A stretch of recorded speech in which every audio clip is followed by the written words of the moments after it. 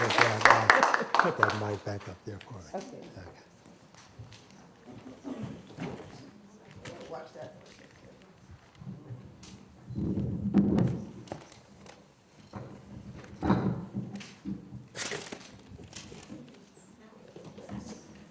That's good. I can get the rest of it.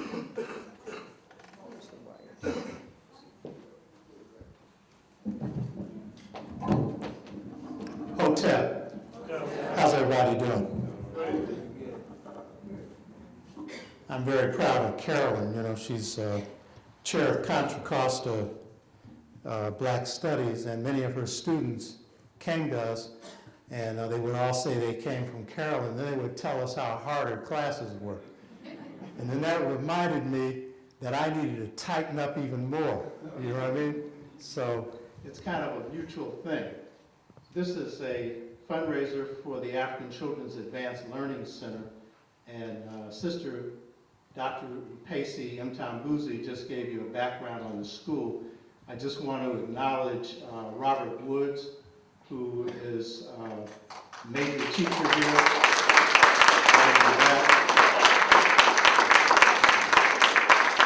Chikaza Sadifu, who does teaching here. Sabidi Mtambuzi, who does a lot of things here, including teaching here. Yes. And Ustadi is not here, but I'll make note of him. I also want to thank Naeem Deskin and ASCAT who are supporting this program, and give them a hand.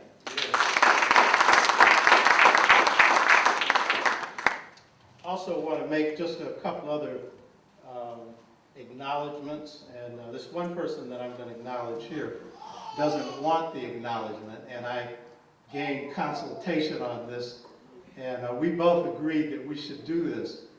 You know, when you have people who dedicate their lives to something that really advances African people, that's something you have to acknowledge and respect. And we have a number of people in this audience who are of that quality, who do different things in their lives for our people. And we have one here who is a master martial artist. Now, some people who are into martial arts, they'll practice it after work. You know what I mean? They'll come home and they'll practice it. But some people, very few, this is their life calling. And you know, we're going to be talking about El Hajj Malik El-Shabazz, better known as Brother Malcolm X. And he was great because he put in 18 hours a day for the whole conscious period of his life. And the brother I'm speaking about is Brother Hannibal. Hannibal, you want to stand up?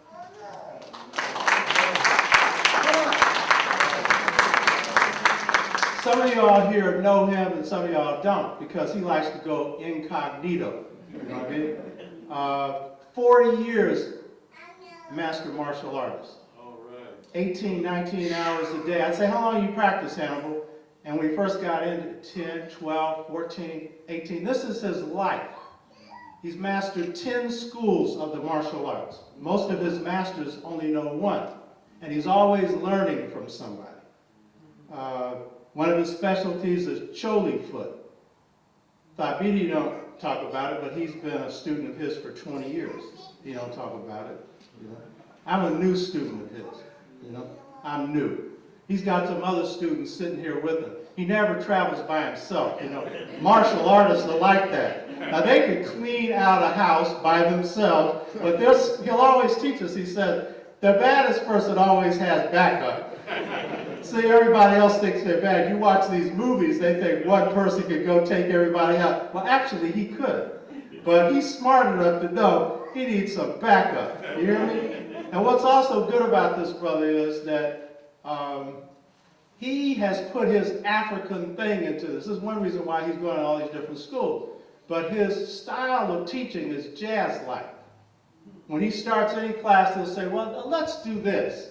It's not a predetermined thing, but it's suited to the student. And he's got students in their 70s, like me. He's got students in their 20s. He's got students he's held for 20 years. And I'm saying all of this because we need exercise in our community. So this is good physical exercise. But we're here talking about El-Hajj Malik El-Shabazz in a minute, and one of his legacies was self-defense. You understand? You can talk all the talk, but can you walk the walk? Can you back it up? This is a brother who teach you how. I don't care how bad you are, he's going to make you bad. So my suggestion is you ought to get with this brother afterwards and talk to him. And by the way, Kung Fu is a martial arts. It's the mother of all the martial arts. It's the baddest of the Eastern martial arts. And you can practice it at 90 years of age. Karate, after 50, 55, you're finished because it's a hard school, unless you happen to be exceptionally strong in your older age. But at 80, an 80-year-old master take out a 20-year-old. He just has to know what he's doing. But the most important thing, you can use it. So my suggestion is you get with this brother afterwards and talk to him. I had to do that. Give him a hand.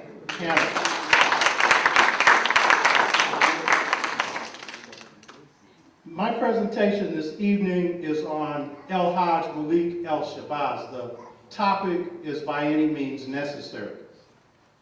I'm going to cover 3 areas of Malcolm X's legacy. The first, I'm going to look at the writers on Malcolm. Secondly, I'm going to look at his family, because Malcolm was fundamentally family. You think that's true for everybody, but everybody is not shaped by family the way some people are and the way Malcolm was. And then finally, I'm going to deal with his intellectual and organizational legacy. This is the key point of this presentation. I'm the author of a book called The Political Legacy of Malcolm X. It was reviewed in the New York Times against all books on Malcolm by a black author, Michael Eric Dyson. A lot of you have heard of him. He rated this book #1 against all books on Malcolm. So since people think the New York Times is authoritative, and since a black reviewer in the New York Times says mine was #1, I'll take that, even though I don't think 2 cents of the New York Times. It's a propaganda arm for the system. And rarely will they give us, who put our feet up there behind, any kind of credit. But if they do, then I say right on to the right on. Now, in looking at El-Hajj Malik El-Shabazz, looking at the writers on Malcolm, there's an old saying that in the jungle, they'll never say of the living lion what they'll say of him when he's dead. When his carcass is laid out, every little creature in the jungle will come around and badmouth him. They'll talk about how no good he was, how rotten he was, and everything else. But as long as he was alive, a lion wouldn't mess with him. Elephants don't mess with lions, and lions don't mess with elephants. And while they tried to distort Malcolm's legacy in life, they really tried to distort it in death, because he was a dead lion.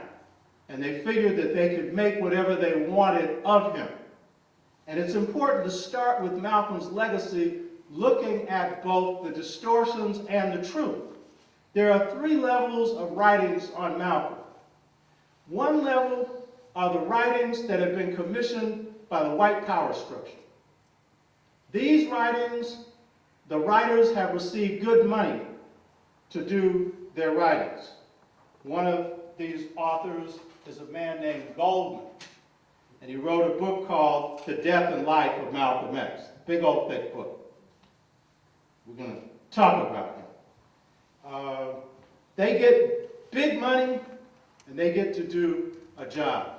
The power structure writing on Malcolm has a characteristic of usually trivializing him, making him insignificant, denying his essential qualities.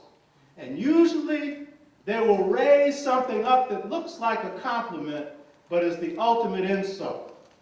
Their job is to do El-Hajj in, but to do it in what seems to be a scholarly way. Now, what's interesting about Goldman is he wasn't a scholar, he was a reporter. That's kind of interesting. You need to know people's background. So that's the first level of scholarship. That level also tends to strip him of his radicalness.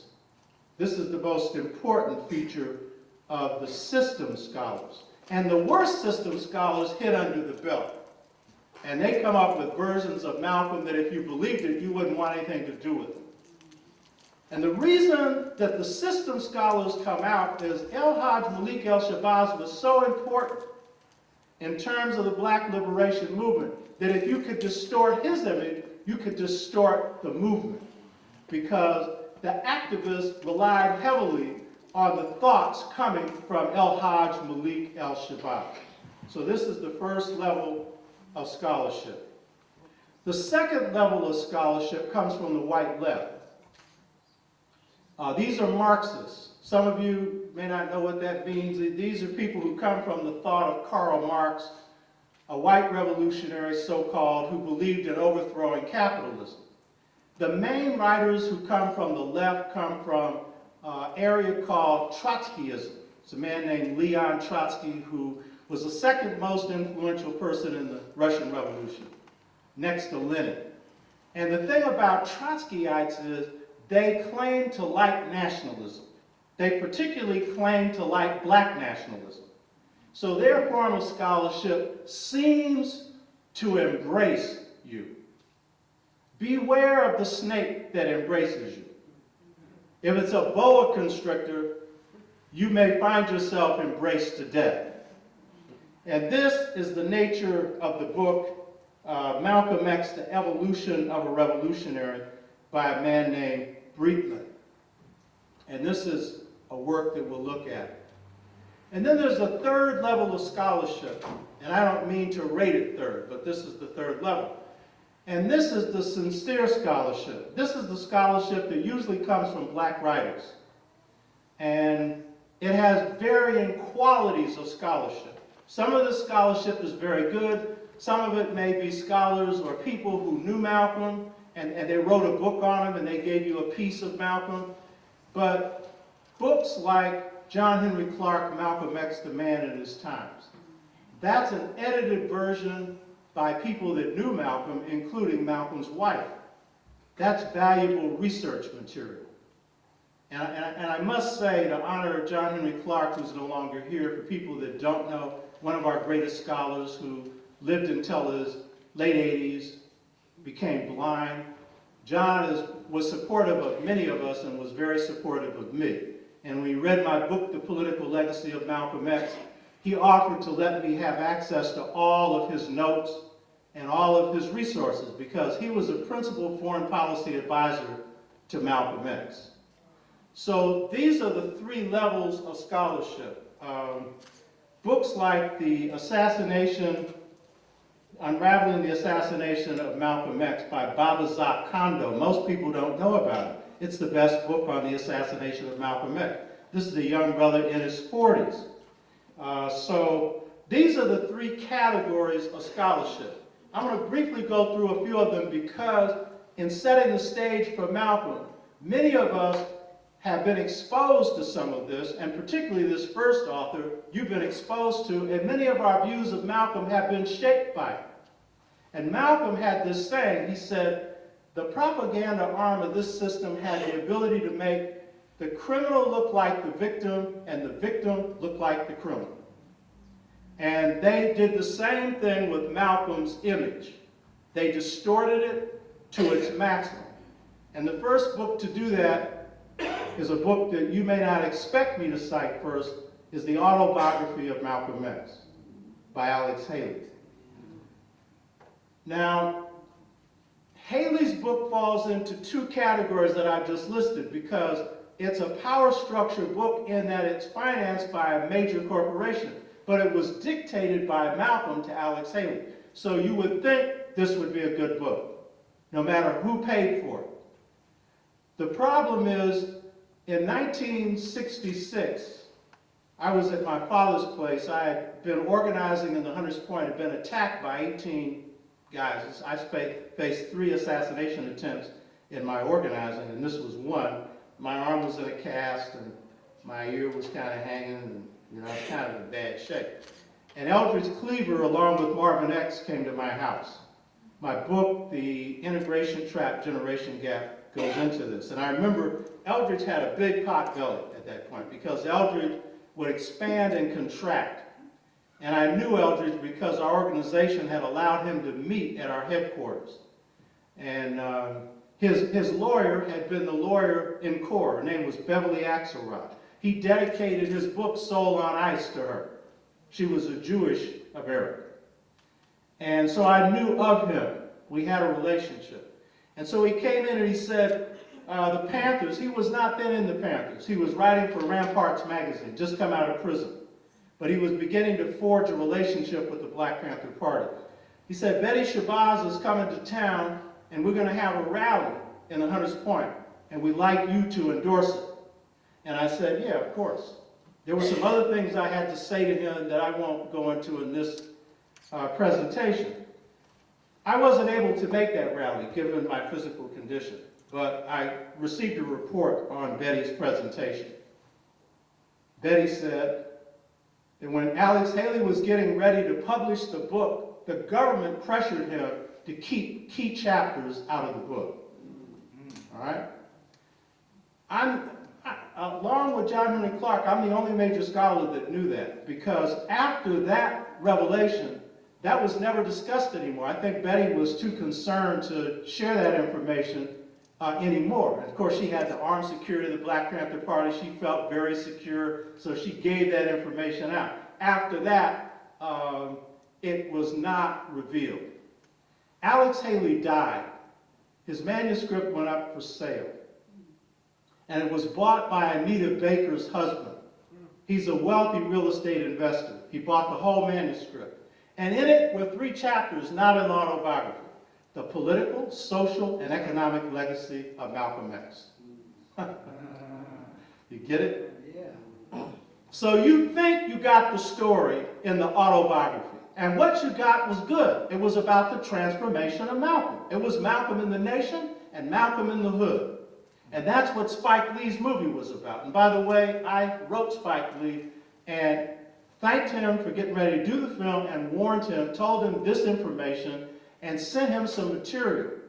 And I told him the biggest mistake you can do with this film is to base it solely on the autobiography of Malcolm X. Because if that's all you read, you will not get the essentials of El-Hajj Malik El-Shabazz. What's left out of the autobiography is his radicalness. What's left out of the autobiography is his international work in Africa. It's hardly dealt with. And so when you have Malcolm going to Mecca, if that's all you have, and then you have Malcolm in the Nation of Islam, your impression is different. And that affected the Black liberation movement in a profound way. And so recently when this came out, because Manny Marble is now getting ready to do a book on Malcolm, and so he made it public after years, it finally became public.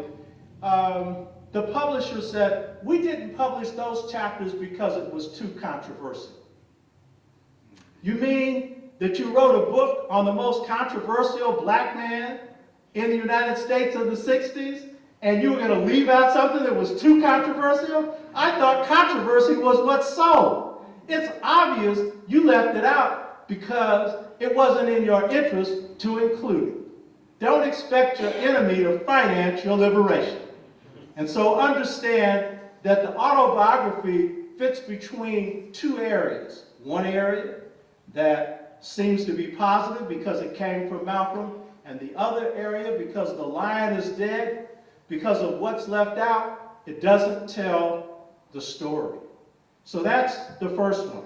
The second one is the death and life of Malcolm X. Now, you really have to think about a book that starts with the title Death. That ought to automatically tell you there's a problem. You know what I mean?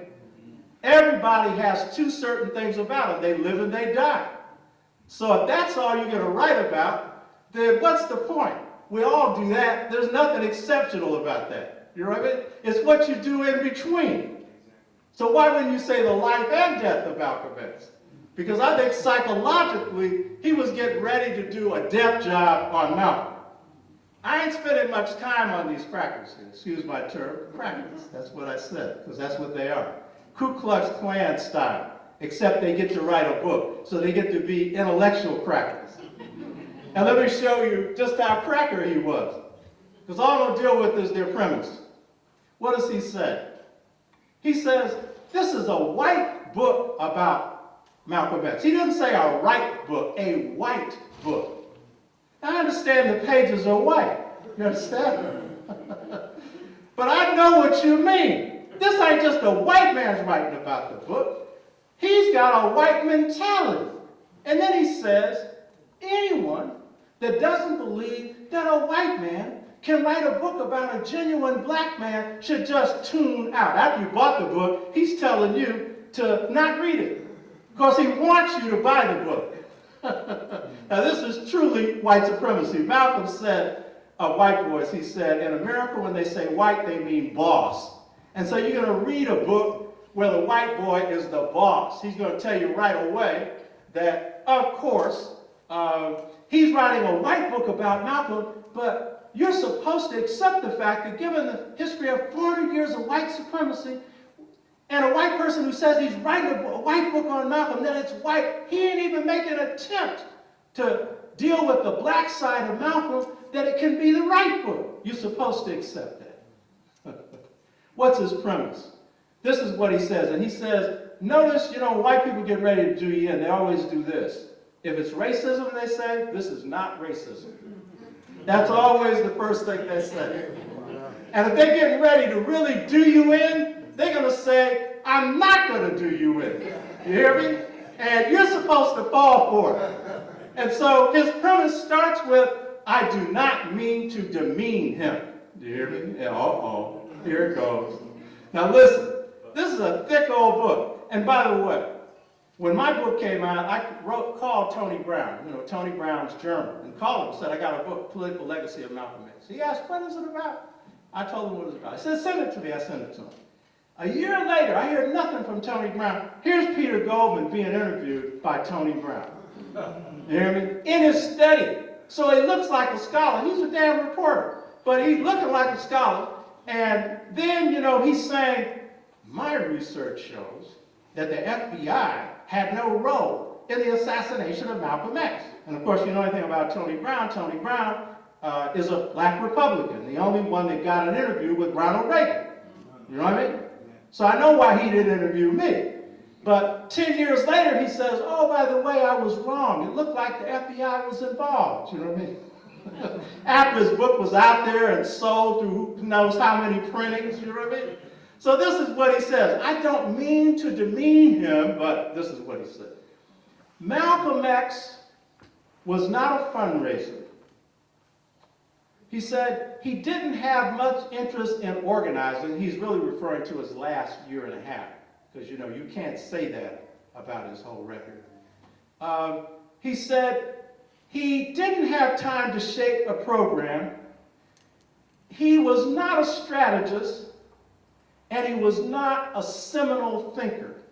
You hear all these knots? But the one thing he said he was, is he was a prophet. You hear me? This is how your enemy embraces you. The compliment is the ultimate kiss of death. The prophet. You know what I mean? So let's deal with this first one. He's not a fundraiser. Now, if he meant by this that Malcolm didn't go to the white boy for grants, he's right about that. He didn't. You know what I mean? Because he came out of a Garvey tradition, and the Nation of Islam wasn't into white people financing them. And that's really the history of his economic development, is the Nation of Islam. And so, yes, if you meant that he didn't go and get grants, no, he didn't do that. Do you know what I mean? But if you're saying that he didn't raise money, if you mean for the last year and a half, that's unfair because he didn't have time to. He was under pressure the whole time. You got to look at his whole record. And what's the whole record? He organized Muhammad Speaks. That was his initiative. And we'll see where he got the inspiration from that. Muhammad Speaks was one of the 3 best newspapers put out by blacks in the United States, and among the 3 best newspapers in the United States: Negro World, by the Honorable Marcus Garvey, and the Black Panther Speaks. The 3 best. And the highest circulation was Muhammad Speaks. It had a larger circulation than Garvey's newspaper. And it was put together in Malcolm's basement with a reporter, black reporter by the name of Louis Lomax. Now, what's this got to do with economic development? If you know anything about the organizations we have put together, the main generator of money has been their newspapers. The newspaper of Muhammad Speaks was the primary generator of income for the Nation of Islam, along with the dues that members paid. You know what I mean? And anyone that was in the nation knows that you had a quota, you had to sell. And if you didn't sell it, didn't matter. The money went to the nation. Isn't that right? Some people in here smiling because they know they had to do that. Some people still have Muhammad Speaks in their basement. But the point is, it made money. And not only did it make money, it educated people. You hear me? It educated people. So he wasn't an economic developer. Malcolm was the most sought-after speaker in the United States during his lifetime. And he got all kinds of honorariums. Every piece of money that he got from speaking went back to the Nation of Islam. Because not only was he a good economic developer, he was non-materialistic. So the money that he made was made for the nation. Unfortunately, some of them made it for themselves. And some of them pocketed that money. And so Malcolm came to question just how much he had built up some folks who weren't so much interested in using that wealth for the people. But the point is, that was economic development. Malcolm was the principal organizer of the Nation of Islam. And I really want to stress this. Malcolm's family played a key role in building the Nation of Islam. This is often ignored. His oldest brother, Wilbur, was a principal organizer before Malcolm, set up at least 4 mosques before Malcolm, and was a minister of a mosque. All his brothers and sisters joined the nation, and they brought in the Universal Negro Improvement Association, the Marcus Garvey tradition of discipline into that organization. So in building the nation, Malcolm built up an economically self-reliant organization. Now here's the key thing. When Malcolm first started, the nation was broke. The Honorable Elijah Muhammad had to work. The members of his family had to work. By the time Malcolm was out of the nation, they had $75 million in assets. Economically, it was one of the 2 most effective black political or religious organizations that had a political agenda that we produced in the United States. Now, that's not economic development, and let me say this, it's more than fundraising, that I don't know what is. So the hell with gold. Talking about Malcolm wasn't a fundraiser. He was a fundraiser. They had bake sales. The Muslims would sell their pies. You know, they had all those kinds of things that you would call fundraising, but they did solid economic development. They had businesses. They had schools. And Malcolm was a part of that. He wasn't the leader of all of it, but he set those mosques up. So that's the first charge. Second charge is he had no time to write a program. This is technically true in his last year and a half. He was under the gun. He was facing assassination. He was traveling more in Africa than he had time to work in the United States. But he delegated the responsibility for shaping a program to some key black scholars, including John Henry Clark. The program for the Organization of Afro-American Unity was shaped by some of our best minds. I think it's a sign of good leadership when you can delegate responsibility and authority to those who have the skills to carry it out. So the program of the Organization of Afro-American Unity reflected Malcolm's views and values, but it also reflected the wisdom of a whole lot of wise people around him, including Oliver Killens, who was a major author, and a host of other very wise scholars, Joseph Ben Yakinen, who was an advisor to him, and a host of others. Third charge. Malcolm was not a seminal thinker. Now this is the weakest one of all of them. You understand? In the 60s, there were 2 people that you would hear quoted most often. Frantz Fanon and Malcolm X. And most often it would be according to brother Malcolm X. Malcolm X's thinking was so seminal that I don't care what wing of the black liberation movement you came from. If you were in the Student Nonviolent Coordinating Committee, I was in the Congress of Racial Equality, what group you were in, Malcolm's thinking had an impact on you. It had an impact on King. And King's thinking had an impact on Malcolm, because by the end of each of their lives, they were moving in the same direction. You hear me? So, seminal, I was in Tanzania in 1973, working in Ujamaa Village's Pan-African People's Organization. And I was on a train, because we would travel third class. It was really rough. Third class in Africa. You hear me? Rough. And we had a college student there. And what was he quoting? Brother Malcolm X. According to Brother Malcolm X. You hear me? Huh? Malcolm's ideas were so seminal that it penetrated the liberation organizations. It affected African heads of state, but it had a major impact on the thinking of this country. The major thing I'll deal with in looking at his legacy is how he formulated the major thought around Pan-Africanism and black nationalism. Malcolm was a creative thinker, and he was a seminal thinker. And one of the reasons was he was a reader. There's an old saying, every reader may not be a leader, but to be a serious leader, you have to be a serious reader. And Malcolm read all the time. You hear me? And he was reading the most up-to-date stuff. I remember 4 or 5 months before his death, I saw a picture of Malcolm, and in his hand was this book, Negro Mood. This is the best book Lerone Bennett ever wrote. It's one of the best books on black culture and black politics ever written. None of our scholars have read it. None of them. Malcolm read it. He was up on top of stuff. You hear me? He was a speed reader. He could read a book in an hour and a half, a deep book. And he only slept for 4 or 5 hours. He was organizing and reading. His university was Michelle Bookstore. Seminal thinker. I'm telling you now, we have problems with leadership because a lot of our leaders don't read. You know what I'm talking about? A lot of them are trying to reproduce Martin Luther King, and some of us in my camp, Malcolm X.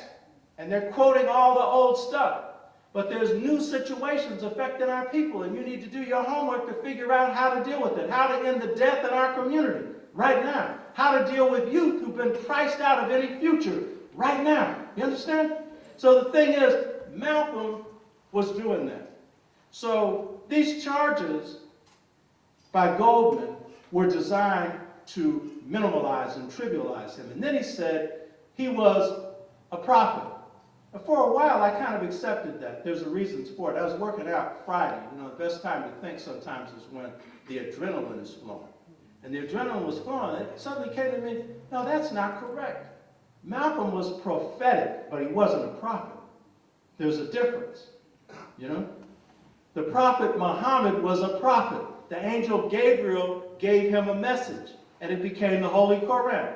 Jesus Christ is considered a prophet by many.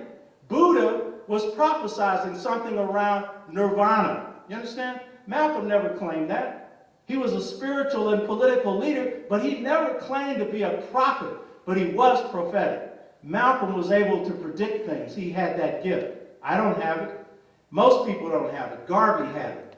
He predicted that black nationalism would rear its head up inside the civil rights movement. And that proved to be true. I led the movement in Carr, Kwame Ture, in SNCC, and a host of others. He predicted urban rebellions. He predicted Pan-Africanism. Those things happened. But prophet, he was not. So we have to understand the system did their hit to try and trivialize and minimize. The third work on Malcolm was Malcolm X, The Evolution of a Revolutionary by Breitman. Now this book had more impact on radicals, people in the movement. I think the Black Panther Party was heavily influenced by this book. I think many blacks who saw themselves going up against the system took their cues from Breitman. Breitman, Jewish American, white radical. He died a few years ago. One of the reasons why the Socialist Workers' Party could do the job on Malcolm is, in his last year and a half, he spoke a lot before the Socialist Workers' Party. He got paid when he spoke. And so they also put out a lot of his speeches. And those speeches, the key thing about the speeches is you would think those are the sources to go to. The problem is, look at the 3 dots in those speeches. A whole lot of editing. And what would they edit out? The black nationalism. Yet, the Trotskyites, who Breitman was a part of, claimed to accept black nationalism. I'm not going to deal with a lot of what Breitman said, only one point. Breitman said, in the Nation of Islam, Malcolm was a pure and simple black nationalist. Outside of the Nation of Islam, he became a black nationalist plus a revolutionary. Y'all get it? This is how they embrace you. And he concedes that in the nation, Malcolm was a radical and the Nation of Islam was radical, which is a debatable proposition for the nation. It would depend upon which part, at which time, and who, you know? So in saying that black nationalism for Malcolm inside the nation was pure and simple, what he meant was that the Muslims were running around calling white people devils. That's pure and simple. You know what I mean? But you got to remember, the Chinese called white people the devils. You understand? And that, in fact, if you go back to the slave narratives, enslaved Africans referred to white people as the devils. You understand? Huh? Now, there's two problems I have with the devil thesis. One is, it's not a good enough description of the barbarism that this white boy has laid on us. That really is not adequate to describe his behavior, because this behavior has been truly savage. There's a white historian, his name is Arnold Toynbee. He said, America is the only society that went from savagery to barbarism without ever experiencing one day of civilization. It's referring to the slave trade, the genocide against Native Americans, ripping off Mexicans' land, and now talking about their illegal immigrants. You hear me? And got some black people running around saying they're taking my jobs too. Most of these jobs black people don't want. In a few cases, yeah, there's some competition. But the fact is that corporations have taken your damn jobs. Fight the power. You hear me? Fight the corporate power, not the Mexicans. The Mexicans are not your enemy. And so, in Briefman's thesis, he's arguing that he was narrow inside the nation. He was alienating white people as if the nation was concerned about whether they alienated white people. As if black people were concerned either. So he said outside the nation, he became a black nationalist plus a revolutionary. What he meant by that was that outside of the nation, he continued to push for some kind of black nationalism. Now, he defined it as controlling the politics and economics of the black community. But he said he was increasingly moving towards socialism. And so the position of a Briefman was you can't be a revolutionary unless you take on the white man's philosophy. And see, that's what a lot of us felt for in the 60s. A lot of us felt that if you're going to move to revolution, then you had to go with Marx or Mao. You know what I mean? The Panthers kind of moved in that direction. And in fact, Santa Shakur, in her classic work on her life, it's a magnificent book, she said, while the Panthers were good at political education, they were good at teaching us about Marx and Mao, we didn't learn much about Harriet Tubman or Nat Turner. You hear me? So you can learn about what you consider to be a revolution somewhere else, but the people who are trying to produce change in your own country, you weren't getting any history on that. And that was her critique, and it was a valid critique. And so here's the problem with Briefman's thesis. It assumes that if you don't read Marx, if Marx didn't come along, black people are incapable of making a revolution. How do you explain the Haitian Revolution? It occurred before Marx. And see, Marx wrote about a revolution. The Haitians made a revolution. I would argue that it is much more valid to ground your thought in someone that actually did something, that overthrew an oppressive system, than somebody that wrote about it and never did anything. You hear what I'm talking about? And here's what made the Haitian Revolution a revolution. Yes, they smashed slavery, but that alone would not make it a revolution. That would make it a successful slave revolt. The quality of the revolution is what they want to do when they achieve power. And the reason that I would give the example of the revolutionary who made it a revolution, at least for the time in which his vision was carried out, was that Dessalines, who was the second one to come to power after Toussaint, when Dessalines comes to power, he says this. He says, it is not enough for you to be black. He said that everyone with a drop of blood that's black in their veins in Haiti cannot call themselves mulattoes. You are black. That was the first thing. The assimilated group that is pretty vicious in Haiti didn't like that, but they went along with it. Okay. They weren't really going to agree with it, but they said, okay. Then he said the second thing is only blacks can own land in Haiti. They said, oh yeah. But here he is, he's in control of the armies. Dessalines, the baddest leader in the Haitian Revolution. He bore the lash of the slave master. Toussaint was a great leader, but Toussaint was a privileged slave. He was a assimilationist. He wanted to simply be governor general under France. And Dessalines wanted nothing to do with France. You hear me? And so what Dessalines enunciated his third policy was, the land and the wealth of Haiti shall be shared equitably.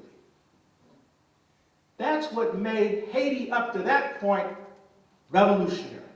Because the tendency of the white left is to say all nationalism is backward.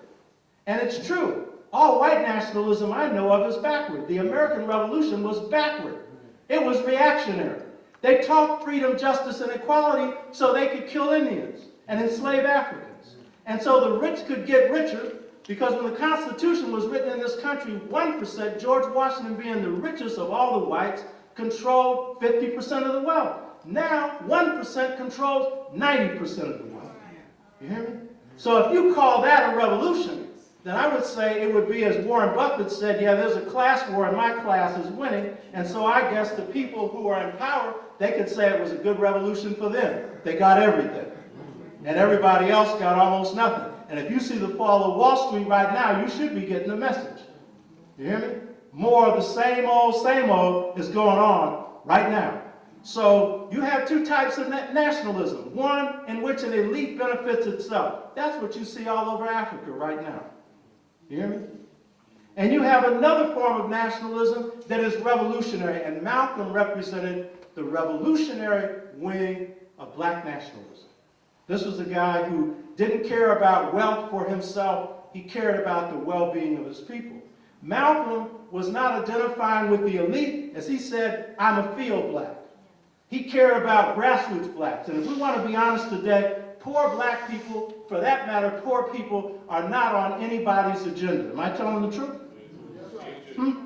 Seems like nobody cares about poor people. Poor people care, but they don't have the power right now. But the power is in the people. And the majority of the people in this country, the majority of black people, are poor financially. And so Malcolm identified with that group, and that was the group that he called the field blacks, that he was trying to produce change for, as well as everybody else. But his first concern was everyday black people. So Friedman's thesis falls apart. So, when we look at these critics of Malcolm are designed to really distort his legacy. But to understand Malcolm's legacy, the key thing is to understand, and my book was the first to note this, and then a beautiful book came out recently called The Seventh Child. How many people in here have read it? This is a book that is written by Rodno Collins. It's Ella, Malcolm's sister's son, and along with the help of a guy named Peter Bailey. This book is in many ways better than the autobiography. It's not as thick, but what it does is it fills in a lot of things. And it gives you a good view of the family's view of Malcolm. The thesis that I put forward in the autobiography, or the political legacy of Malcolm X, was that the foundation of Malcolm was family. I didn't do that because everybody's influenced by their family positively or negatively or both. But some people are family grounded and some are not. I come from a family of 3. My brother is the family person. He thinks everything in terms of family. I'm the world person. My family is important and I give my family support, but I'm wired for the world. You understand? That's me. Malcolm was wired for the family. And there are key things to show it. Number 1, the autobiography of Malcolm X tells you that Malcolm's influence when he comes to Boston is a guy named Shorty. Shorty is the guy that really prepares Malcolm for the streets. But actually, the first person to introduce Malcolm to the streets was his oldest brother by his father's first marriage. His name was Earl. Earl was 6'4", tall, dark, and handsome. He was a singer. He was a jazz singer because at that time, jazz was a thing. He was 29 years old when Malcolm was 13. He was the epitome of cool. Shorty couldn't hold a handle on him. You hear me? Malcolm's introduction to the streets came through family. and Shorty wore a conch. You know, the autobiography, Malcolm gets his head conked. It's Shorty that does it. Now, it's true, Earl did not get him to get a conch, but Malcolm got the idea that it was cool to have a conch, you know, from Earl. And by the way, Malcolm's family, if you look at the men in his family, they were almost all 6'4", 6'3". Most of them were real strong. Why? The book, The Seventh Child, is the first one to point out that the first ancestor of the Little family, which was Malcolm's slave name, was an African named Ajar, A-J-A-R. He was a tall, powerful, fearless African. The family historian in Malcolm's family concluded that he was Bambara from Mali. If you understand anything about the Bambara, they were warrior cultivators. Thank you. Warrior cultivators, they were fighters. They would go to their fields with their weapons and their hoe because they were fighting Arab and Western enslavement. Malcolm's father was a master builder. Wasn't a carpenter. He was a master builder.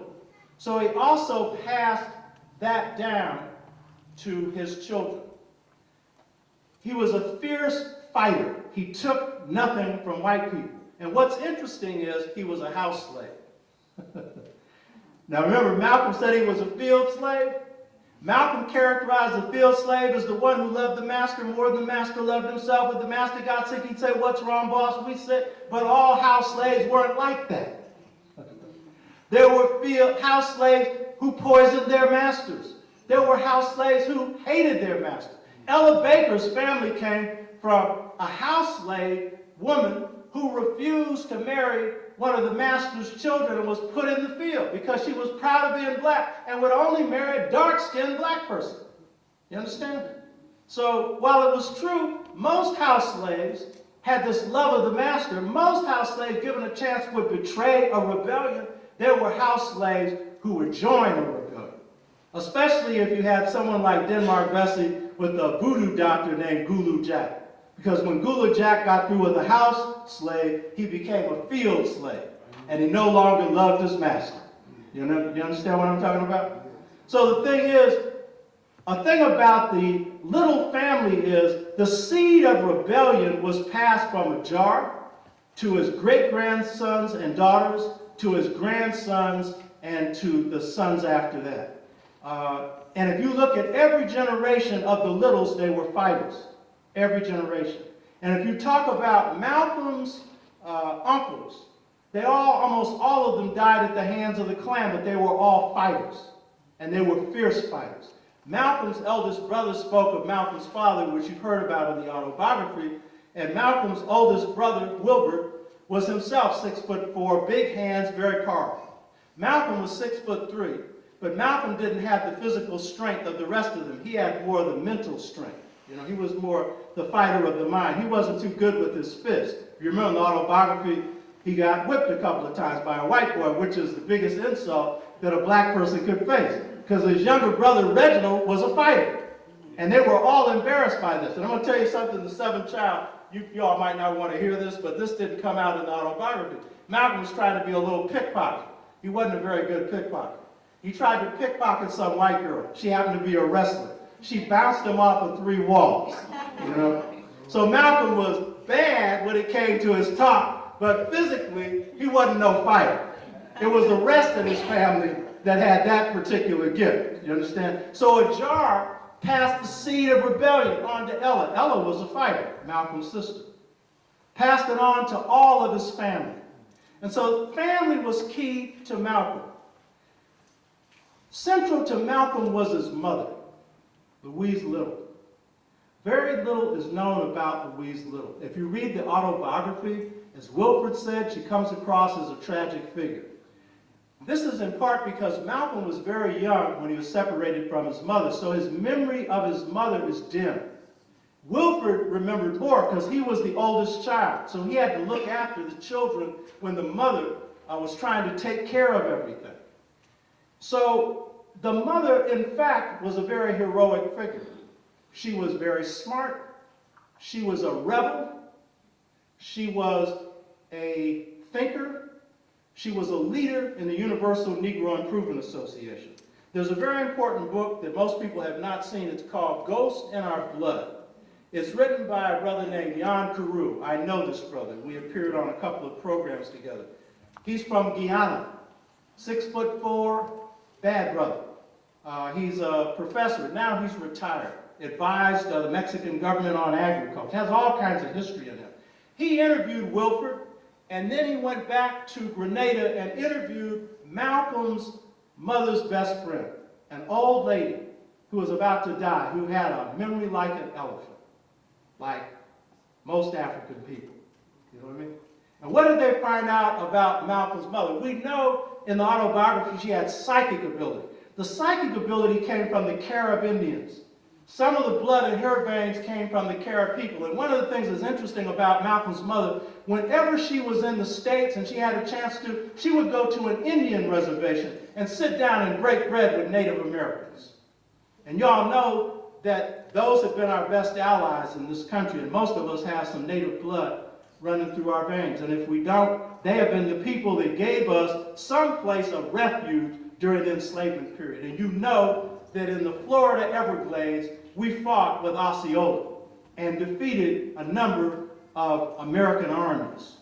You know, so she was the smartest student in her class. And note, Malcolm was among the smartest in his class. She was brilliant. She came out of West Indian education. My wife Pam comes from the Caribbean, and you know, she talks about how strict they are in their education. You get hit in a minute if you don't get your lesson. You get hit. So they had teachers walking around with a cane, and they would literally beat you. Whereas when Malcolm got whipped, he'd cry, because that was the rebel in him, and he knew he'd get results from crying. She would never say anything. She wouldn't give them the satisfaction. This woman was tough. You hear me? Most important, she was as light as a white woman and could have passed for white, and she was proud of being black. And when she came to Canada, where she met Malcolm's father, they came to Canada and they were taking part in the Garvey movement because she identified with the Honorable Marcus Garvey. So the relationship between Malcolm's father and his mother was political as well as personal. They both shared a view of African independence. Now we know in prison, when Malcolm tried to get himself to read, he went back to the dictionary. What we don't know is that every day those little children came home, the mother would sit them down and she would read from Mary Soul. Mary Soul was a leader in Grenada. That was a leader that she looked up to, second only to Marcus Garvey. And they read from their newspaper. And they got an international education. I really want to point out, one of Malcolm's real habits was always to use a newspaper for education. If he met with you, he had a newspaper laid out in front of him. That was his mama. You hear me? Now, anytime they didn't have the answer to a word, they went to the dictionary. You hear me?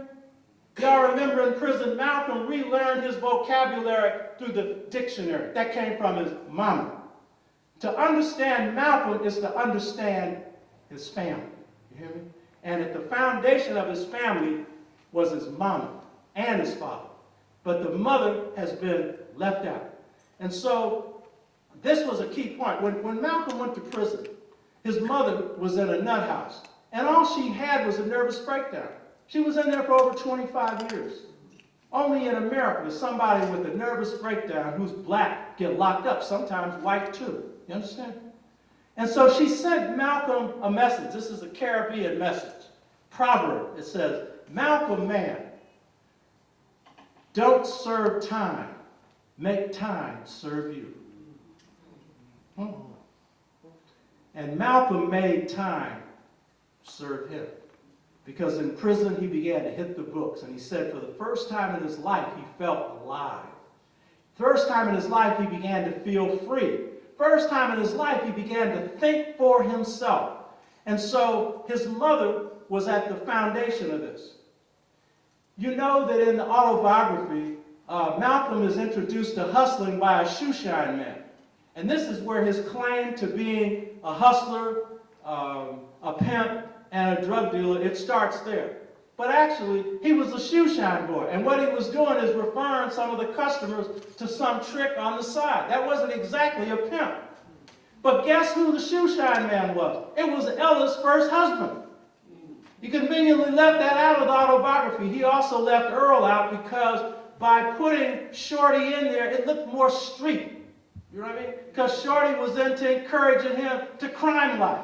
And Earl was cool. And by the way, Earl was the opening act for jazz musicians in Boston, and one of the opening acts was for Billie Holiday. And he was reputed to be one of Billie Holiday's lovers. And introduced Malcolm to Billie Holiday. This was the biggest thrill of Malcolm's life at that point. And after Earl died, Billie Holiday, he would go to see Billie Holiday, and she called Malcolm little brother. Oh, that was the crown in his life. Billie Holiday, little brother. And so later, some of the best thought that comes from Malcolm has to do with his views about black culture. And Earl introduced him to it. And we know all about Earl. So family was at the foundation of Malcolm. If you understand Malcolm, you've got to understand family. Final points I want to make are his legacies. Malcolm was the formulator of modern-day black nationalism, Pan-Africanism, black power, self-defense concepts, and the idea of the united front. These are the major ideas that Malcolm forged, and this is among his many legacies, his central legacies. And I think, when you look at Malcolm, you should see him as a jazz musician because his paradigm was jazz. Malcolm loved jazz. In the autobiography, he did the Lindy Hop. He could dance. But in the Nation, they kind of put down dancing. So he didn't do any dancing. In fact, he'd always say, he was in Ghana, and he had addressed the Ghanaian parliament, and afterwards, the African-American community and Africans were dancing, and Malcolm was sitting there very stiff. But Maya Angelou and the rest of them were out dancing. And then at the end of the dancing, Malcolm spoke, and then Malcolm said, I like the music, but I can't dance because my people are suffering. I like the music, but I can't dance because my people are catching hell. And when he got through with that, everybody stopped dancing. But Malcolm had rhythm in him. Malcolm was a jazz musician in the form of a political thinker whose thought was like Coltrane. In fact, there's a book called Black Nationalism in Music where this author regards Malcolm as the Coltrane of black politics and Coltrane as the Malcolm of black music. And in many ways, that's true. Because if you look at the complexity of Malcolm's thought, it was jazz. If you look at King, it was gospel. And they were both strong. I ain't here to say one was stronger than the other. And they were both blues-based, because jazz is the blues, gospel is sacred blues. Both of them got strength, and both of them be African. And so if you look at Malcolm in his last year and a half, he was improvising. One of the things about the Nation was the Nation was good for Malcolm's development up to a point. But there was a point where it became a straitjacket. Because Malcolm was at a point where he needed to continue to grow. And because in the Nation, he grew to a point, he became its major spokesperson. He began to establish himself as a major national and international leader. At the same time, he was trying to respond to a movement that the Nation did not want to respond to, the Civil Rights Movement. And one of the things you need to understand about Malcolm is his contribution wasn't just that he influenced the movement, it was that the movement influenced him. See, this is the nature of leading. Leading is following. My book, The Art of Leadership, I point out that in the best of the black and African leadership tradition, leaders follow the people's just will. They don't just get up, jump up and come up with their own ideas. It comes out of what the people want. You hear me? And so Malcolm was responding to that. King was the same way. And so one of the things about Malcolm is, in 1963, Malcolm called a meeting in San Francisco. It was called the Civil Rights Leaders. And he called over 40 leaders to a meeting in the Sun Reporter newspaper building. only about 15 showed up. I was one of those at that meeting. I was leading the Congress of Racial Equality. My father came to that meeting, and he shared with me before his death some things that I didn't remember. One of the things was that when Malcolm spoke, he had a bump that would go up and down the back of his neck. It would just constantly move. My father would notice that. I didn't see it. And Malcolm always sat with his back to a wall with newspaper articles in front of his mouth, mainly New York Times. And he proceeded to talk about the movement. This was because Malcolm felt the nation was losing contact with the movement. And so he was convening local meetings with young leadership across the country. And he did not want the nation to be isolated. He felt that they were becoming isolated. And so in the course of the meeting, I raised my hand and I asked Malcolm, I said, why is it that the nation is always attacking the movement? And by the way, they had some good attacks. They were attacking the movement for integration. That was a good attack. And for nonviolence. There was a need for nonviolence in the South, but in the North it didn't have that much application. He did a whole lot of good things for black people. You hear me? And Malcolm loved him. Malcolm spoke so much in Adam Clayton Powell's church, Abyssinia Baptist Church, they said it was Malcolm's church. And Powell introduced Malcolm to many of the African leaders on the African continent. Powell was the only person from the United States to attend the Bandung Conference, which was a meeting in Indonesia of black, brown, red, and yellow people. And so Malcolm was pushing for that kind of engagement, and over time would have probably pushed for other things, because you can see how he began to move after he left the Nation of Islam. So if we're to understand Malcolm, we've got to understand that a major reason that he was the force that he was is that he identified with the cause greater than himself. That cause was at one point the Nation of Islam. In prison, it was the cause of recovering his history and his mind. And when he recovered it, he came to love himself. And this is the real key thing about revolution. You can't change a system if you don't change yourself. Am I telling the truth? There's no way in the world you can have any kind of revolution if you don't love the people who you're fighting for. In fact, you won't fight for them unless you love them. And if you come to power, chances are, if you don't love your people, you're going to do like the Marxists have done, like Stalin did, kill more of his people than Hitler killed. Mao did. You understand? Killed a whole lot of people. He did some good things too, but he put a whole lot of Chinese people down. You got to have some love in your heart. So Malcolm had a higher cause that he identified with. It was the cause of his people, it was the cause of his history, and it was the cause of fighting for a free people because he had a free mind. Malcolm was the formulator of black power. Now, this isn't normally known. We would know that Malcolm's thought would influence someone like Kwame Ture. I recall I was in Washington, D.C. in 1966, and Stokely Carmichael was then marching along with the head of my group, the Congress of Racial Equality, Floyd McKissick and others, Martin Luther King, through Mississippi to take up a march that Meredith it got shot, and so other civil rights leaders came to take up. And I didn't think too much of this march until there was a rally one night, and Willie Ricks, who had attended a meeting in Howard University called by Adam Clayton Powell, whispers to Stokely in his ear, later Kwame Ture, he said, "Say black power. Say black power." And I know Willie Ricks. Willie Ricks is a fast-talking revolutionary. This is a brother that's had trouble earning a living because this is a principled brother. And Kwame Ture said, "I didn't know about Willie. Willie kind of crazy. I don't know if I should say that," but he said it. Black power. And then all of a sudden, the media's got it. Black power. Ngawa black power. Black power is going to get your mama, your sister, your brother, everybody. You understand? And so black power began to spread across the country.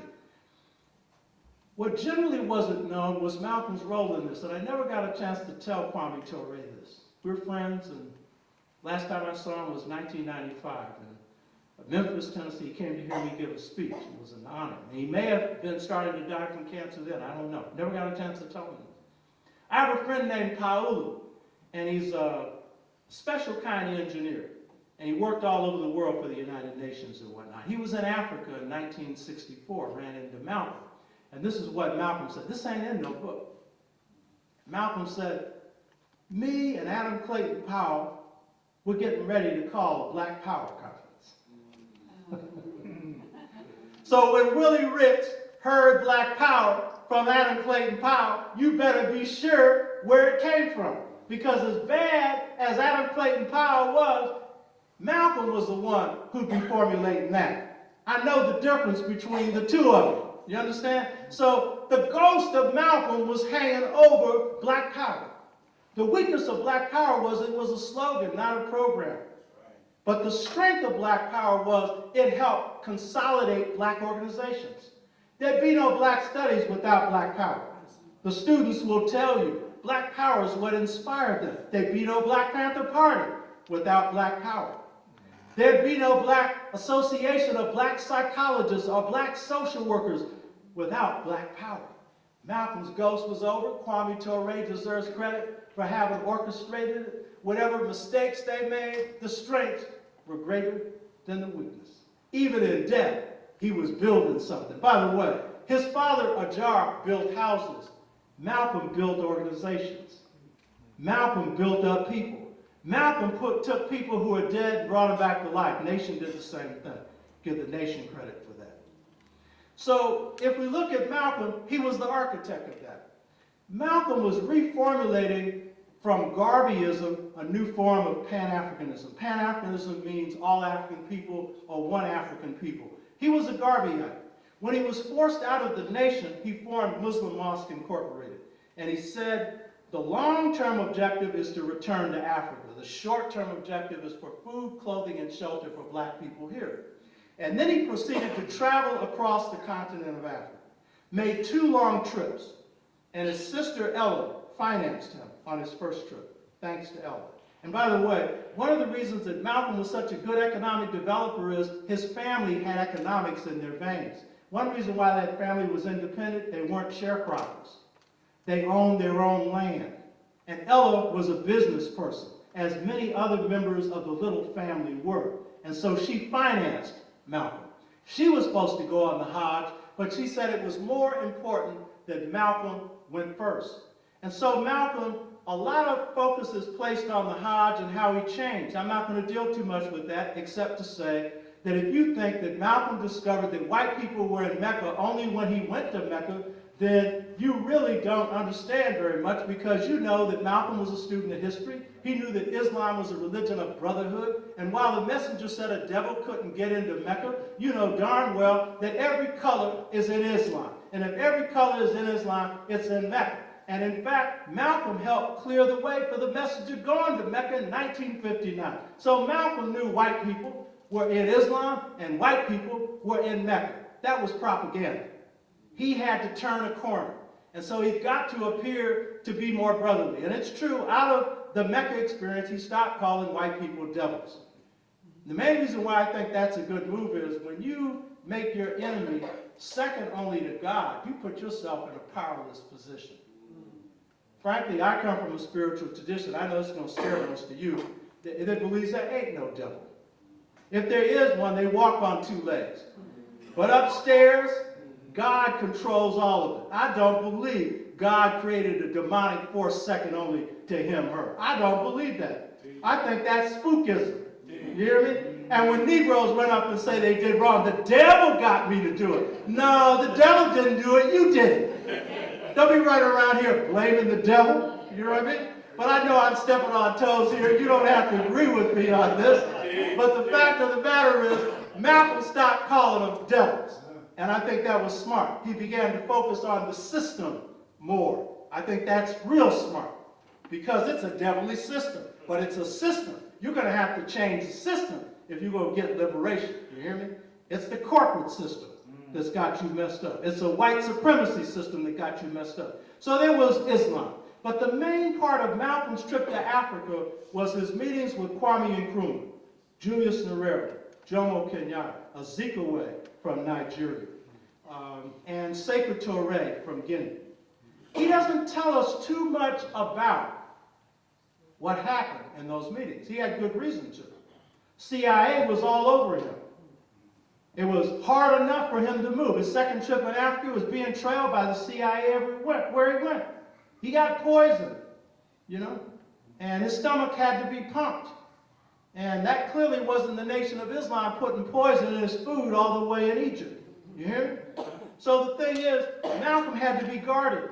But I think there's some things we can conclude here. I had the privilege of meeting Julius Nyerere in 1979. I followed a similar path to Malcolm's, many of us have, where we're here and we're romanticizing Africa. And then we get to Africa and we deal with the realities of Africa. And one of the first realities I had to deal with, and I think Malcolm had to deal with, was that when you go to the African continent, you find out you're African. But you're an African group from here. It's a nation here. And you're regarded that way. In fact, Africa regards you as a tribe. Because tribalism is still strong. And tribe ain't all bad, because tribes are nations. And tribes have history and culture. We often put that down. But tribes have great strength. And Africa's problem right now, it has ignored its national strength and following the European in their government, in their education, in their rip-off systems, their economics, and everything else. So I think that it's reasonable to conclude that Malcolm, first he went to Africa as our representative. He was treated as a head of state. In Saudi Arabia, he was given a hotel room, he was given a driver, he had meetings with the head of Saudi Arabia, which must have scared the CIA because that's their oil. See, of all the meetings he had, that was one of the most sensitive. But what was interesting is most of the countries Malcolm went to were resource-rich countries, but he didn't pick them for that reason. Nigeria, you understand? Ghana. He picked them for political reasons. But this had to send off signals inside the CIA, inside the State Department. We know, in fact, from FBI documents it did. In fact, M.S. Handler, a writer for the New York Times, who Malcolm respected, said that if Malcolm succeeded in getting the support of one nation on behalf of what he was trying to do, and what he was trying to do, and this was his contribution in terms of internationalizing the struggle, was to take the U.S. before the World Court, before the United Nations, and charge them with human rights violations. That if they got one African country to do that, the United States regarded that as a serious problem, because it would put the United States in the position of South Africa as a demon, as an oppressive force. And what's generally not known is Malcolm, behind the scenes, had cut a deal with Africans because he addressed he gave a 6-page memorandum to the Organization of African Unity, the second trip he made to Africa. And he found out that there was a resolution going through the United Nations that got stalled in 1961. It was a resolution supported by two countries, Liberia and Ethiopia. And this was a resolution to condemn the South African government for apartheid.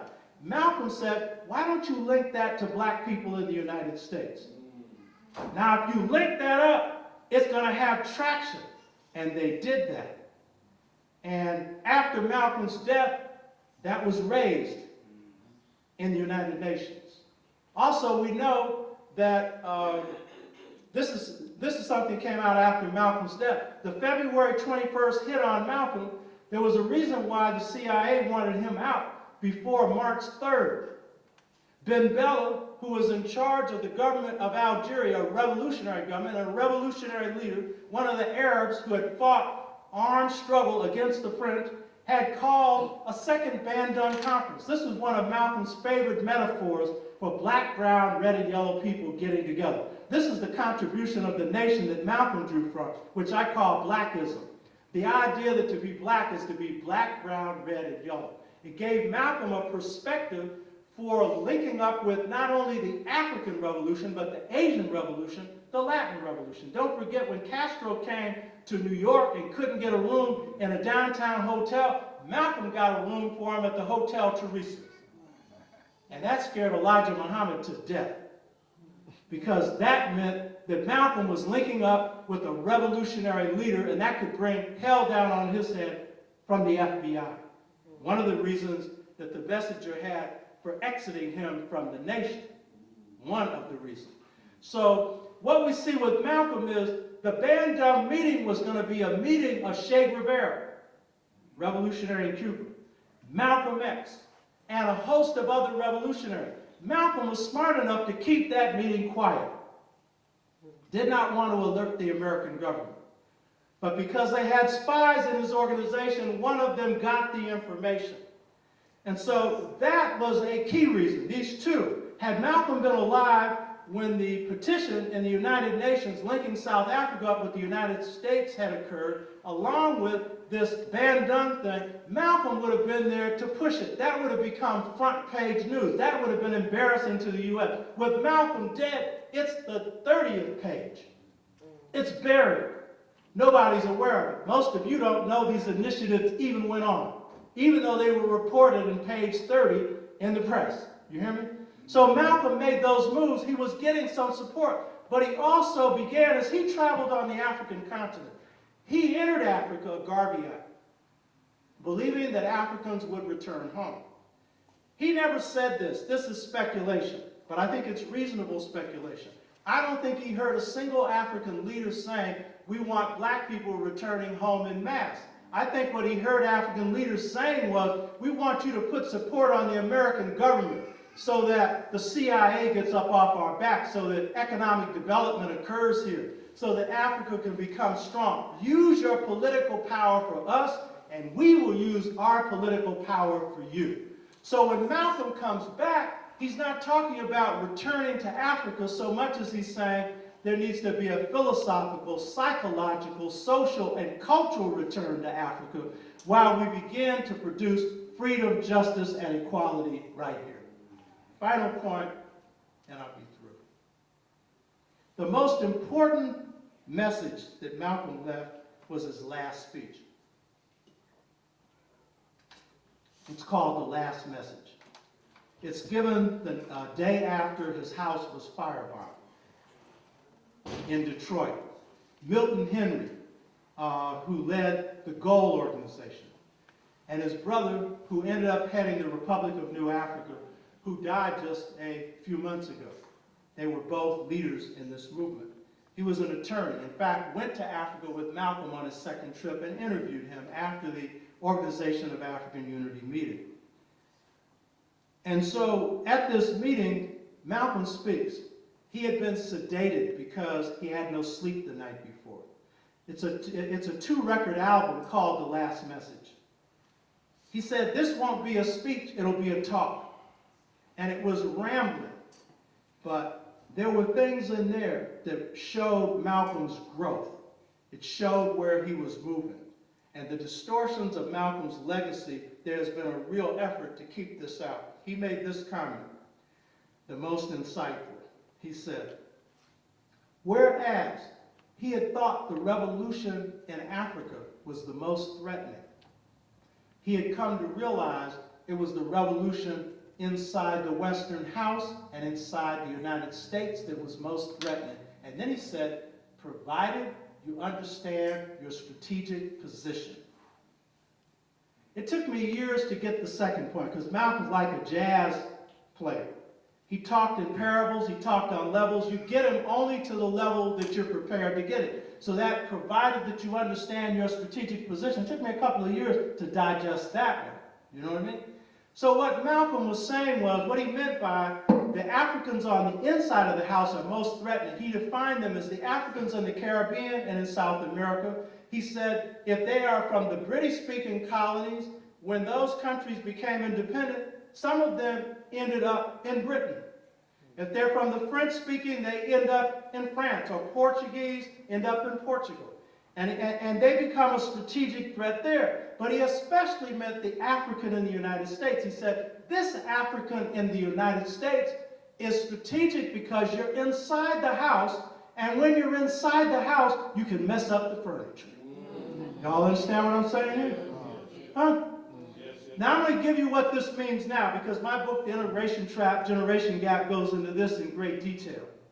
Because coming out of this movement, being a part of this movement, this has been one of the things that I gained from Malcolm. By the way, Malcolm also observed, this is a profound statement showing his seminal thinking. He said, there's only 2 struggles in the world that can create a chain reaction among Africans. It's the African struggle in the U.S., the African struggle in Africa.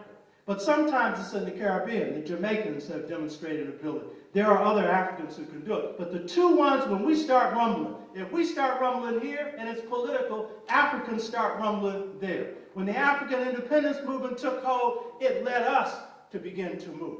These two movements can create chain reactions.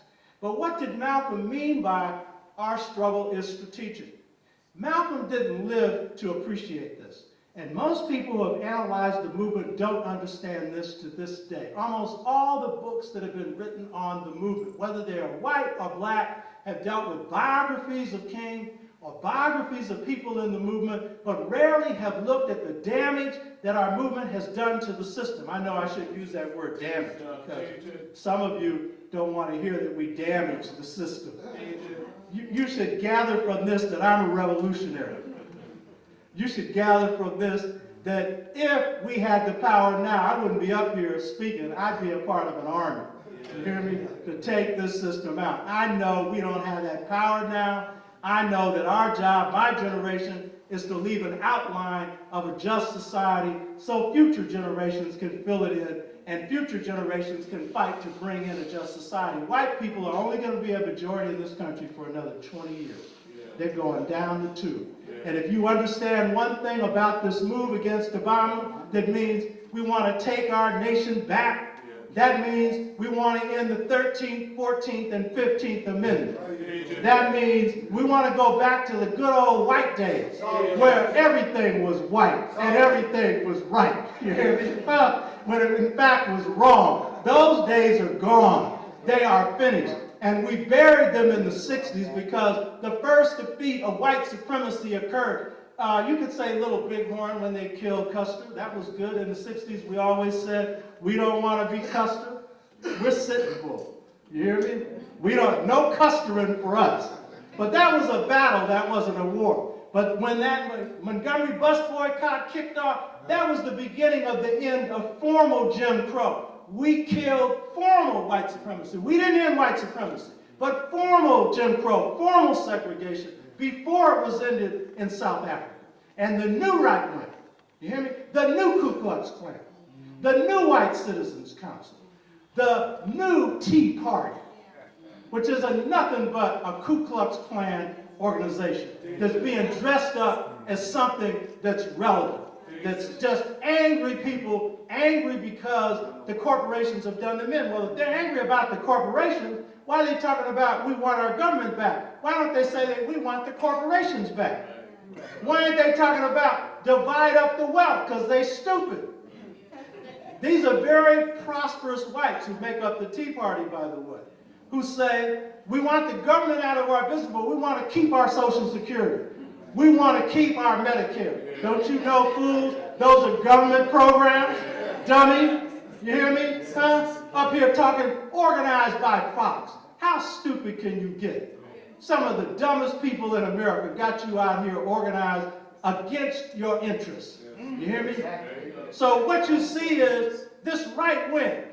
There's a guy named Pierce. He wrote a book called the Turner Diaries. This is a major book for the right wing. It's for the paramilitary right wing. Have y'all been noticing now at Obama rallies, people coming with guns? Have y'all been noticing that the right wing now across the country, not just the right wing, white people, laws have been passed in different parts of the country where it's legal to bring a weapon into a coffee shop, into a donut shop. You hear me? Let somebody come up to a George Bush rally with an AK-47 and see what happens. Their ass would get blown away, white or black. You hear me?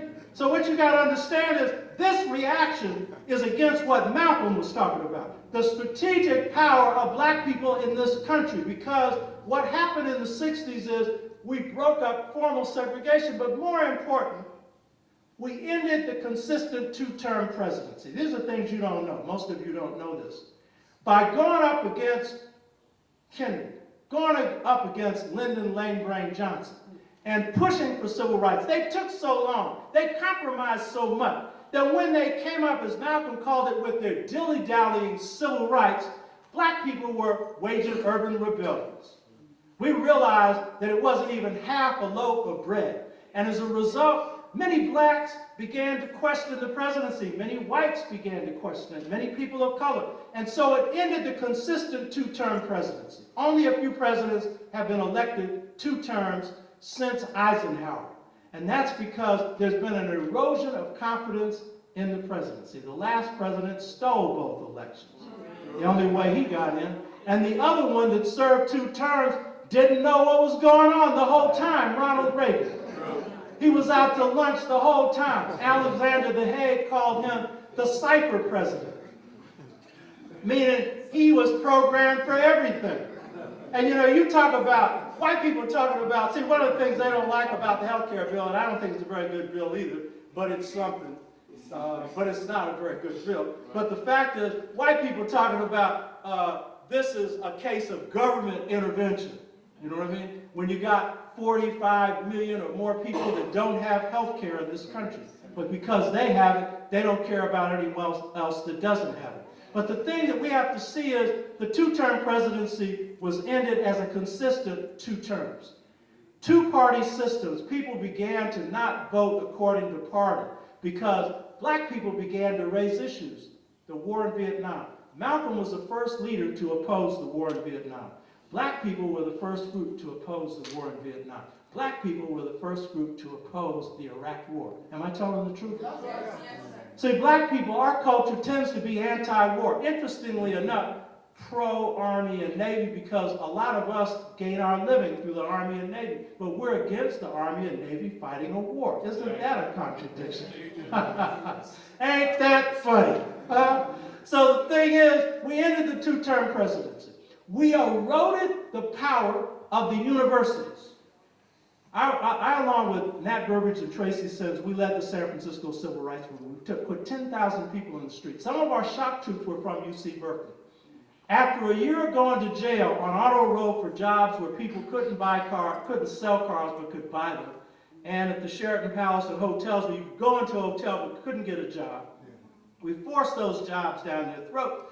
Those white students went back to UC Berkeley and started a free speech movement. It was started by our movement. And then that movement spread across the country. And little white kids all over the country were saying, we want to run the university. And then black people jumped out and said, black power. We want black studies. You hear me? We eroded the power of white people to run their freak factory, which is higher miseducation. It's based on Plato. People like Wade Nobles, myself, Theophil Obenga, for the last 38 years, we waged a little revolution up inside of San Francisco State. Y'all know that? You hear me? We radicalized that place. And they tried to wipe us out 2 times.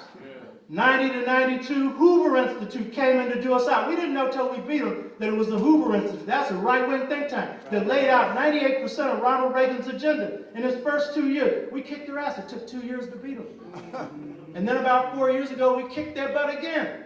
And I always told my students when I came into class, this is the power of our strategic position. I said, if white people were stupid enough to hire me, I'm smart enough to radicalize you. They tenured me, and I'm going to do my best to tenure you a radical. And they all look at me real funny like I'm crazy. And then some of them come back and it worked, and some of them come back and it didn't work. But at least I tried, you know what I mean? Dr. Nobles did the same thing with his spirit thing. You know, Dr. Nobles and the spirit, we all are. In fact, if you introduce the spirit into Western University, that's the most radical thing you can do. Do you know that? Because you're humanizing that institution. And it used to be, when I taught in black studies, I didn't want no white students. They were not banned from the class because I couldn't do that. I just exuded a certain thing, you ain't welcome. And they didn't show up. But then later, I wanted them in there. Wanted the Asians, I wanted the Latinos, I wanted all of them in there because what we got, they need. And the main reason Malcolm didn't understand this one, and this is not his fault, because he could only develop so much. We have to develop off of Malcolm's legacy. You hear me? The reason that our movement is strategic is because we're located inside this country. This is a strategic position. This is the most complex theater in the world. Multi-ethnic, complex in terms of its economic, military, political system. And we're located up in the central places like New York, like Washington, D.C., like Atlanta, like Chicago, strategic places. But the main reason that our struggle is strategic, and this is the main reason that Malcolm was so bad, is our culture. It's our culture that makes our movement strategic. You hear me? And we run around talking about slavery took our culture. We lost our culture in slavery. Well, if that's true, why is it that every generation of youth wants to be like us? If that's true, why is it that the Latino, the Asian, even Native Americans and white youth into hip-hop, why is that so? If that's true, why was the Weather Underground following the Black Panther Party? If that's true, why was the Young Lords, a group of Puerto Ricans, following the model of the Black Panther Party? Why is it that the Native American movement that has taken their case to the UN said they were inspired to do a Pan-African thing by the Pan-Indian thing by the Pan-African thing? Because your culture is the culture of choice in this country. It is the indigenous culture along with Native American culture. It is the culture that counters this culture, not as counter in the 60s, hippie versus the power structure, but as in a spirit-based culture as opposed to theirs that's despiritualized. A humanistic culture as opposed to one that's dehumanized. A race-conscious culture, which was the basis of the Nation of Islam's blackism and Garvey's ability to organize through race first as opposed to a racist culture. You hear me? This culture is what's strategic. This culture is the jewel in our crown. It's what Du Bois called the souls of black folks. You hear me? And it's what Malcolm drew from. Malcolm was bad because he was the best in our culture. And one of the highest points in our culture is transformation. I don't care what wing you come out of it. If you're a spiritualist and you're into the holiness thing, that holiness thing is African. Because what you're doing is drawing on the spirit. That was nourished in the hush harbors in slavery, where you go to the furthest removed part of the plantation, put your head under the bucket, and call down the spirit. When that sanctified church was organized in Los Angeles, it was a brother running around in Los Angeles with a bucket over his head, bringing down the spirit. When John Coltrane would play his music, he'd walk into a place, said he got the feeling of the place, and he would create the music on the spur of the moment and then throw it away. It was the spirit that was moving him. And it was the spirit of this new African culture and the souls of black folk that moved Martin and that moved Malcolm and that moved us. It is the most beautiful thing, along with Native American culture, in this cesspool called America. It's what keeps you and me going. You hear me? It's what keeps us going. So in honoring El Hajj Malik El Shabazz, he was a human being. He had his shortcomings. He didn't listen in private. He was a hardhead. He had that blind spot. We all do. It's one of the things that may have got him killed because people advised him to get the hell out of here. Hide out. There's nothing cowardly about hiding out when your enemy's out to get you.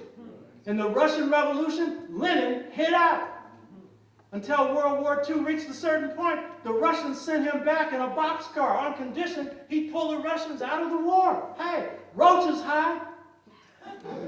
I don't care what you are. If it looks like something's coming down on you, Hannibal's bad, but Hannibal will tell you the best way to fight is to avoid one.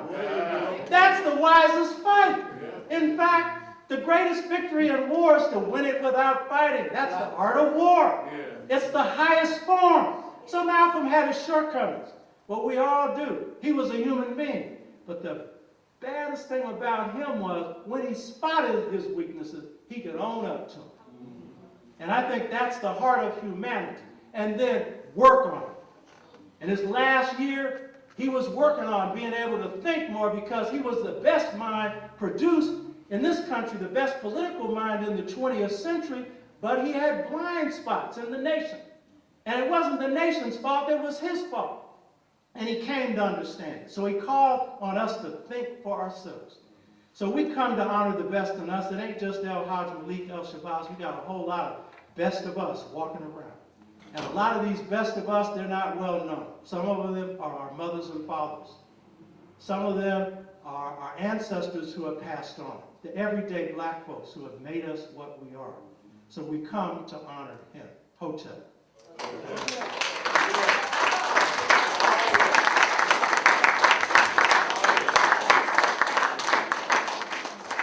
This took some time, but now this is the thing. There's going to be a little finger food for you afterwards, but questions or comments? If people got questions or comments, this is your time. Anybody? Yeah. Based on your relationship with Brother Malcolm, it's been said, well, I can do a speculate based on, all the books I've read. Now I can sort out better what books were better to focus on as opposed to what books are kind of just throwing the trash to the side. Toward the end of his life, it's been said that, when he made the transformation in Mecca and things like that. I think I even heard Malcolm mention that he's constantly changing or evolving, his thinking especially. What do you think? Could you just give an analysis on where do you think his mind state was going as far as Black America in relation to his Islamic worldview? Was he more of a, would he go more in the direction of a Pan-Africanist completely and away from Islam more, or stay in the middle with both? What Malcolm had begun to do was to embrace Orthodox Islam. And that was part of the reason for his Hajj. But he was also trying to separate his religion from his politics. When he had organized Muslim Mosque Incorporated, he said that it would be open to Muslims and non-Muslims alike. Well, that's kind of hard to do if you call it Muslim Mosque Incorporated. But that was because he had just left the nation, and he was in an organization that was primarily religious but had an educational and political thrust as well. And he was trying to move it into a more political direction, so he thought he could do it within an Islamic framework. After he went to Africa and observed the organization of African unity, he then began to realize that he needed a broader framework for the political side and at the same time a framework for the religious side. And so he patterned his organization of Afro-American unity after the organization of African unity. And that became a model for Black United Fronts. Group I'm in, Black United Front, is modeled after that, a number of groups like that. So I think that he was spiritually grounded, and so Islam was very important to him. At the same time, he was trying to separate his religion from his politics so that he could bring in a broader group of people who weren't Muslims and who were Muslims, who could take part in the political struggle. So I think he was going in those two directions. The other thing is, I think that he was moving in a direction of fundamental transformation of this system. That's what he was talking about by the end of his life. And that's why those 3 chapters are out of the autobiography, because those are the radical chapters. His economic legacy isn't just about raising money. It's about transforming the economy of the system. And if you listen to his speeches, you'll see that's what he was talking about. That was left out. Right. Yeah. Are the chapters available then? Yeah, what you have to do is read all of Malcolm. Now, in the case of the excerpts from Malcolm X Speaks, By Any Means Necessary, if you go back to the original speeches, some of those are in Muhammad Speaks, when those speeches were delivered when he was in the Nation of Islam. Some of them are in the Socialist Workers' Party when they were originally delivered. You get your hands on those, you go back to the original manuscripts, so if you have the actual tapes, there are a lot of tapes on Malcolm's speeches that are not excerpted. So what you have to do is piece together, because essentially the writings on Malcolm by him are his speeches. You have to piece those together. What I heard, I call from you, is something I call mind organizational skills. Your presentation was almost musical, Is this something that you learned, you inherited, and how you define what you are doing? What are you feeling in your mind as you're presenting this information? Can this be transferred to our little young people who are just now coming up? Is there any formula that you have possession of that can be passed along to the younger generation so that they could do what you're doing? I think the broader question that you're raising is how do we pass this on? Yes. You know, one of the things that happened in the 60s was that many of us who developed as organizers and leaders, it appeared we were developing on our own. We actually weren't. We were developing under apprenticeship. What we had were older people who had done things that matched what we were doing, and we tended to be drawn to them. It's not generally known. Malcolm's first master that he was drawn to when he was in prison was Paul Robeson. You get this from the Judas Factor, FBI tapes. It shows that Malcolm was listening to Paul Robeson on the radio. And what he did was he imitated his style of speaking, animal analogies. Robeson used them. Notice Malcolm's use of animal analogies. Robeson opposed the Korean War. Malcolm was the first to oppose the war in Vietnam. Dizzy Gillespie said he had two heroes, Malcolm X and Paul Robeson, because they were both incorruptible. Both of them stood up against the system and really did not bend. So part of this is apprenticeship. One of the things that we're setting up here and around the country, I'm running a campaign called Operation We Are Family.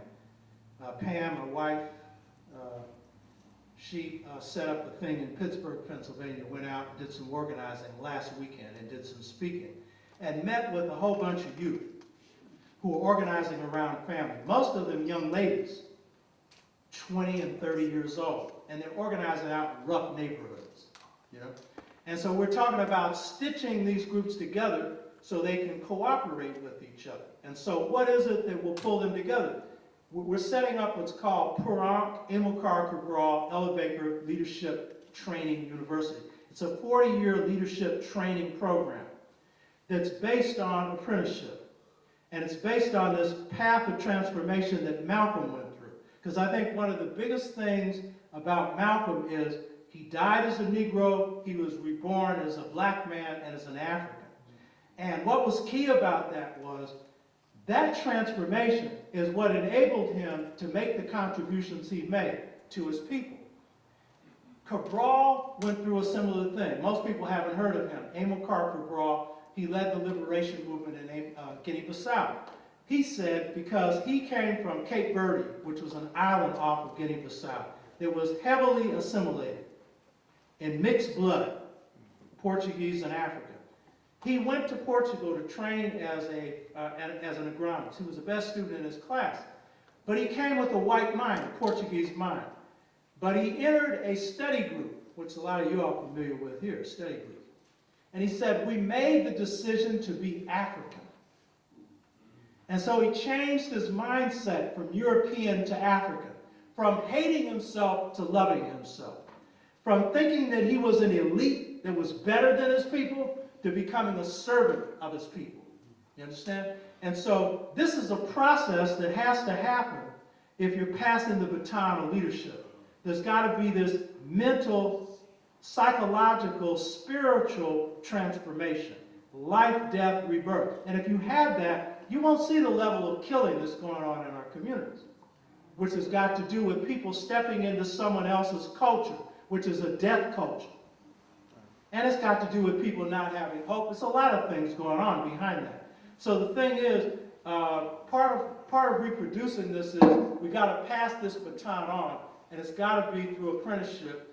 And the thing about this generation is it can't all be you telling them what to do. The youth have got their own experiences, and they got to be a part of the training and a part of the teaching, because they're facing things we have not faced.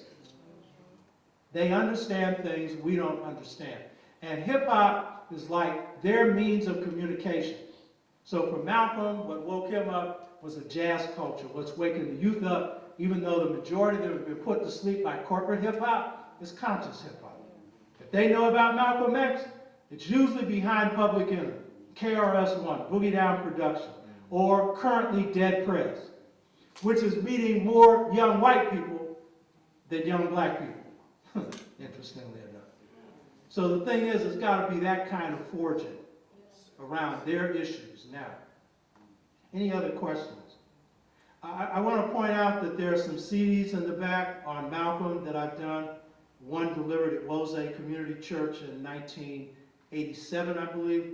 And there's one, a speech that I gave on Malcolm called The Critics of Malcolm. It was delivered at Malcolm X College, 1990. John Henry Clark is in the audience in this speech. It's a video, and it's a DVD. And at that speech, John spoke on Saturday night, I spoke on Friday night. And it was always John's custom that if he took part in a conference, he took part in the whole conference. He didn't fly in like some elite intellectual, give his speech and leave. And I recall the last time he spoke in Britain, it was with my ex-wife and myself. It was 1995 in London. We spoke at African Liberation Day. And I remember because he had been very critical of Minister Farrakhan and the Million Man March. And I had to point out to him the positive features of the Million Man March. And he just said, oh, but he stayed for that whole conference. It was the last international trip he made because it was taking the energy out of him. So, and John is one of those people who are examples of masters who help pass their training on to generations of people underneath them. That's what we have to do. Whatever it is we do, we have to do it. Hannibal in martial arts. Someone else, it may be in healthcare. Someone else, it may be like me in organizing. Whatever it is, we got to be able to pass that on. So here we're going to be setting up an institute for that, long term, 40 years. Malcolm was my second master. I imitated him. I used to walk like him. I wear a goatee because Malcolm won one. When I wrote the first draft of Political Legacy of Malcolm X, Jacob Carruthers read it and he said, I can't tell where Malcolm begins and you end. That meant it needed to be rewritten. Because I was so absorbed in Malcolm, I couldn't critically look at him.